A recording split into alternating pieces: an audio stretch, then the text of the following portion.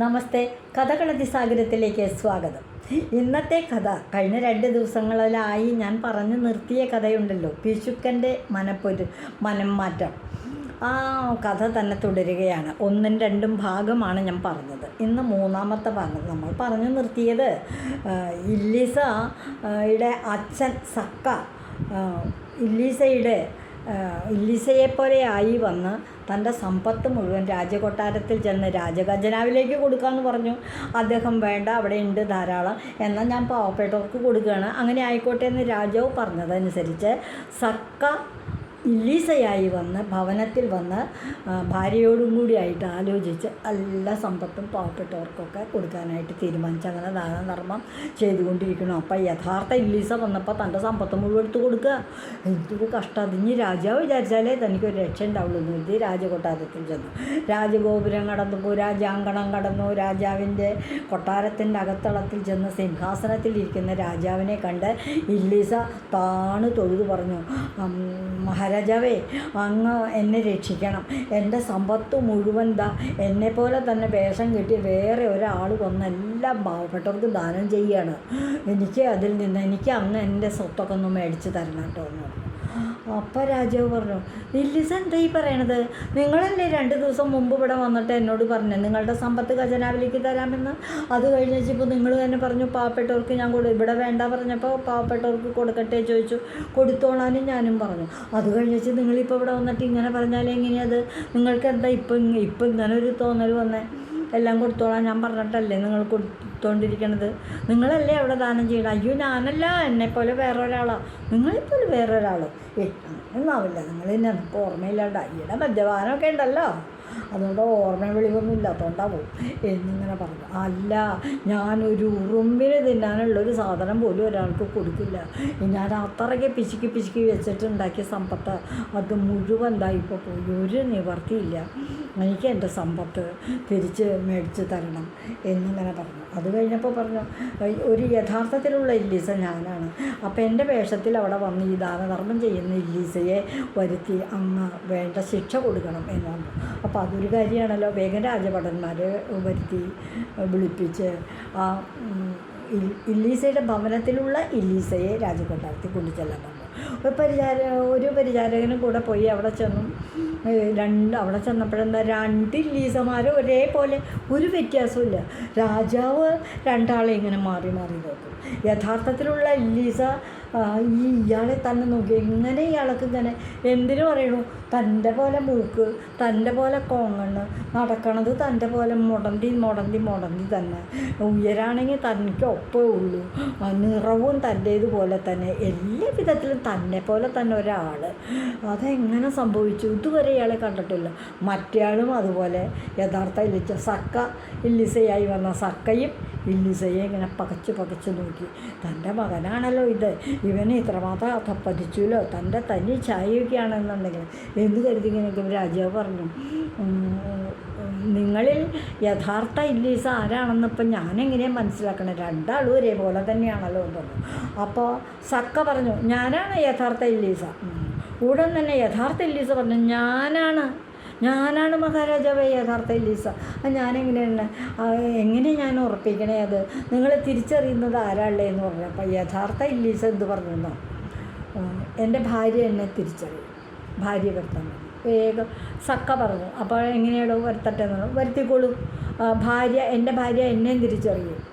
അപ്പോൾ പിന്നെ പ്രശ്നമില്ലല്ലോ. ഭാര്യയെ വരുത്തി കഴിഞ്ഞ് 2 അവരും ഞെട്ടിപ്പോയി. ഒരേപോലെ 2 ആൾ. ഇതിലാരാ തൻ്റെ ഇല്ലീസ?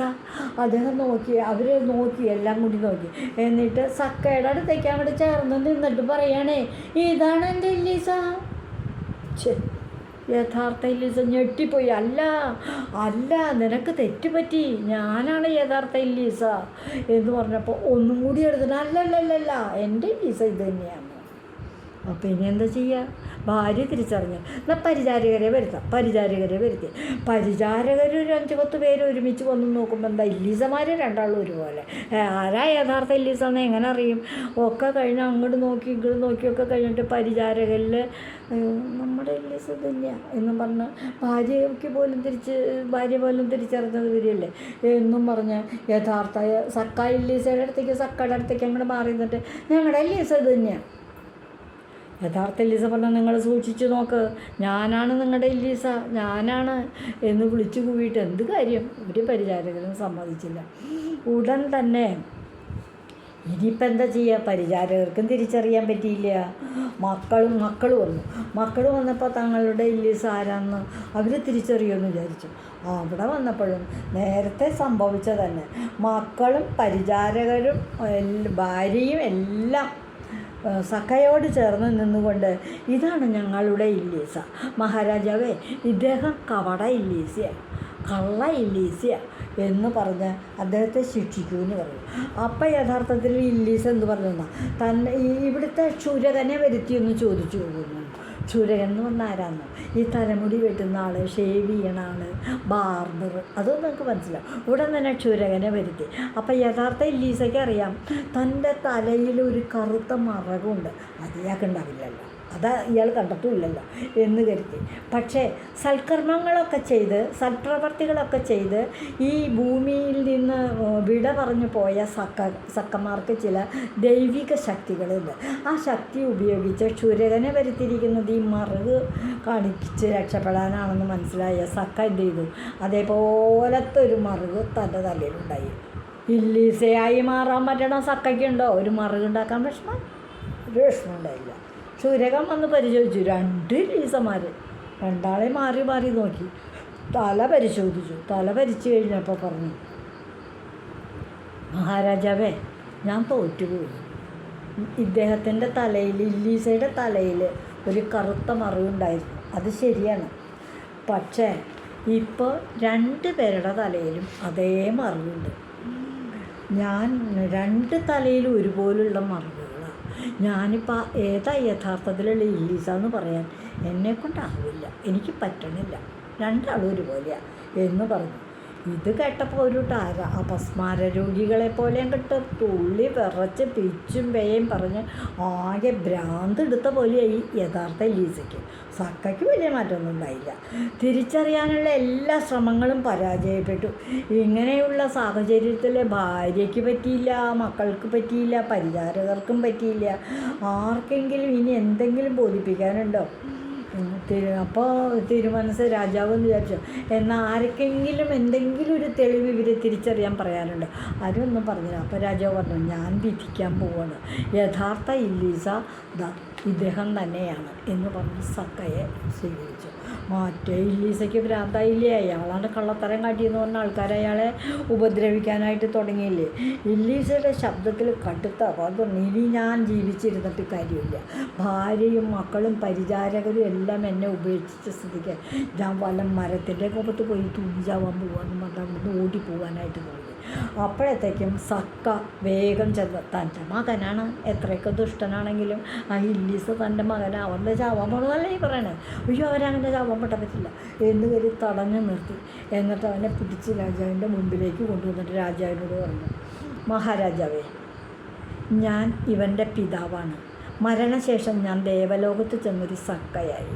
അവിടെ ഇരുന്നു കൊണ്ട് ഞാൻ ഭൂമിയിലെ കാര്യങ്ങൾ ശ്രദ്ധിച്ചപ്പോൾ എൻ്റെ മകനായ ഇല്ലീസ, ഈ കോടീശ്വരനായ ഇല്ലീസ സൽക്കർമ്മങ്ങളൊന്നും ചെയ്യണില്ല, ദുഷ്പ്രവർത്തികൾ ധാരാളം ചെയ്യണമുണ്ട്. ഭാര്യ മക്കളെ നോക്കണില്ല, പരിചാരകരെ നോക്കണില്ല, പാവപ്പെട്ടവർക്കൊന്നും കൊടുക്കുന്നില്ല, ദാനധർമ്മങ്ങളില്ല, ദുഷ്പ്രവർത്തികൾ ഇഷ്ടം പോലെയുണ്ട്. മദ്യപാനിയായിട്ട് ഇവൻ കുറ്റിക്കാട്ടിലിരുന്ന് മധുപാനം തുടങ്ങിയപ്പോൾ പിന്നെ എനിക്ക് പിടിച്ചു നിൽക്കാൻ പറ്റിയില്ല. ഞാൻ സക്കയായ ഞാൻ എൻ്റെ ദൈവിക ശക്തി കൊണ്ട് ഇവൻ്റെ പോലെ രൂപത്തിൽ വന്ന് അങ്ങയുടെ അടുത്ത് വന്നതും ഈ പണമൊക്കെ സമ്പത്തൊക്കെ ദാനധർമ്മം ചെയ്യാനുള്ള അനുവാദം വാങ്ങിച്ചതും ദാനധർമ്മം ചെയ്തതും ഒക്കെ ഞാനാണ്. ഇവൻ്റെ പിതാവായ ഈ ഇല്ലീസയുടെ പിതാവായ ഇല്ലീസ, സക്ക ഇല്ലീസ. അതുകൊണ്ട് അങ്ങ് ഇനി അവനെ മരിക്കാൻ അനുവദിക്കരുത്, അതിന് വിടരുത്. അവൻ ഈ ഇത്രയൊക്കെ അനുഭവങ്ങൾ സത്മാർഗത്തിൽ അവൻ്റെ പണമെല്ലാം നഷ്ടപ്പെട്ട് കഴിഞ്ഞപ്പോൾ അവൻ്റെ മനസ്സ് മാറിയിട്ടുണ്ടാവും. ഇനിയുള്ള കാലം അവൻ അധ്വാനിച്ച് സുഖമായിട്ട് ജീവിക്കുകയും മറ്റുള്ളവരെ സംരക്ഷിക്കുകയും ചെയ്യും എന്ന് ഞാൻ പ്രതീക്ഷിക്കുന്നു. അവൻ അങ്ങനെ ഒരവസരം കൊടുക്കണം കേട്ടോ എന്ന് സക്ക രാജാവിനോട് അപേക്ഷിച്ചു. അങ്ങ് ഉടൻ തന്നെ ഇല്ലീസോട് ചോദിച്ചു, യഥാർത്ഥ ഇല്ലീസോട് ചോദിച്ചു, തൻ്റെ പിതാവായ ഈ സക്ക പറഞ്ഞത് കേട്ടോ? കേട്ടു. ഇനി എങ്ങനെ അദ്ദേഹം പറഞ്ഞതുപോലെ ജീവിക്കാൻ പറ്റുമോ? അതോ ദുഷ്ടനായി പിശുക്കനായി ജീവിക്കുമോ? ഇല്ല, ഞാൻ അധ്വാനിച്ച് ഞാൻ നേടുന്ന സമ്പത്തിൽ നിന്ന് നല്ലൊരു പങ്ക് ദാനധർമ്മങ്ങൾക്ക് ഉപയോഗിച്ച് സൽപ്രവർത്തികൾ ചെയ്ത് പരിചാരകരെ സംരക്ഷിച്ച് കുടുംബം സംരക്ഷിച്ച് നാട്ടുകാർക്കെല്ലാം വേണ്ടപ്പോൾ ചെയ്തു കൊടുത്ത് കൃഷി നോക്കി കന്നുകാലികളെയൊക്കെ നോക്കി ഞാൻ ജീവിച്ചോളാം. ഞാൻ അങ്ങേക്ക് വാക്ക് തരികയാണ്. എൻ്റെ പിതാവിനോട് ഞാൻ മാപ്പ് ചോദിക്കുകയാണ്. അങ്ങ് കാണിച്ചു തന്ന പാഠങ്ങളൊന്നും എനിക്ക് ഗ്രഹിക്കാൻ പറ്റിയില്ല. ഞാൻ സമ്പത്ത് കൊണ്ട് അങ്ങോട്ട് അഹങ്കാരിയായിപ്പോയി. അതുകൊണ്ട് എൻ്റെ സമ്പത്തൊക്കെ പോയി, അതോടുകൂടി എൻ്റെ അഹങ്കാരവും പോയി. ഞാൻ ഇനിയുള്ള കാലം അധ്വാനിച്ച് ജീവിച്ചോളാമെന്ന് തൻ്റെ പിതാവിനോടും രാജാവിനോടും വാക്ക് പറഞ്ഞ് വളരെ സന്തോഷത്തോടെ നിൽക്കുന്ന സമയത്ത് സക്ക ഒരു ദിവ്യപ്രകാശമായി ദേവലോകത്തേക്ക് പോയി. ഇല്ലീസ തൻ്റെ പരിചാരകരെയും ഭാര്യയും മക്കളെയും ഒക്കെ കൊണ്ട് സ്വഭവനത്തിലേക്ക് പോയി. പിന്നീടുള്ള കാലം മുഴുവൻ ഒരു പരോപകാരിയും ധർമ്മിഷ്ഠനും അധ്വാനശീലനുമൊക്കെയായ ഒരു നല്ല മനുഷ്യനായിട്ട് ഇല്ലീസ കാശിയിൽ ജീവിക്കുകയും ചെയ്തു. അപ്പോൾ എന്താ നമ്മൾ ഈ കഥയിൽ നിന്ന് പഠിച്ച ഗുണപാഠം?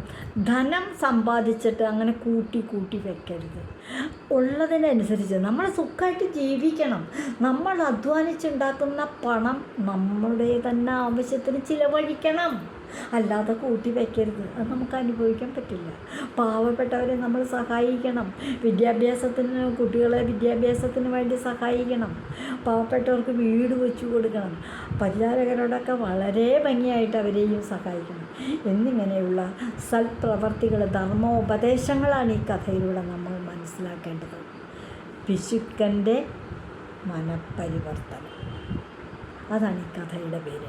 ഇതുവഴി വന്നാലും ഇത്തിരി നേരമിരുന്നാലും കഥകൾ കേട്ടാലും കളിയായി പറയും കഥയാണേ, കാര്യം പറയും കഥയാണേ. നന്ദി.